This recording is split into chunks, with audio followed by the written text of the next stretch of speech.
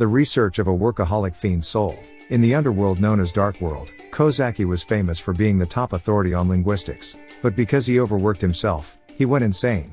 He has since immersed himself in studies far different from linguistics. However, the Darkworld Academy of Science refuses to acknowledge his research.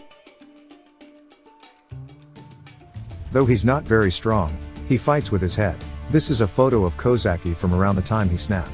Since his expulsion from the Linguistic Society due to going bonkers, he has been attacked by other monsters, but manages to survive using his smarts.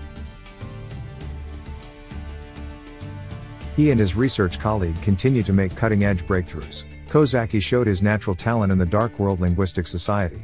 He joined up with magical scientist, who had a brain equal to his own, and together the two are continuing to develop new things. He researched for several years, day and night, without rest. He left, saying, "I've already lost my mind," and dedicated himself to constantly researching, day in and day out, without rest, while trying to come up with his own original theory. He currently studies on how to make monsters stronger. Darkworld Research Tools. A high-performance computer calculator that exists in Darkworld. As long as you remember the equations, it can perform every calculation imaginable. It contains an infinite number of pages, and the pen moves on its own according to the thoughts of its owner. It's an essential research tool. The fruits of his research. His own personal robot. He built the robot giant Kozaky through all of his hard research. However, its incredible strength baffles the human mind, and has led to it being compared to, and even confused with an arch-fiend. Its serial ID number is 539. He then started a study on monster reconstruction. Marauding Captain provided the pieces of Inpachi as the materials for the monster reconstruction. He received an offer for research materials. The body of Inpachi has been rebuilt and strengthened. With so many mechanical parts, it's sure to become a giant weapon.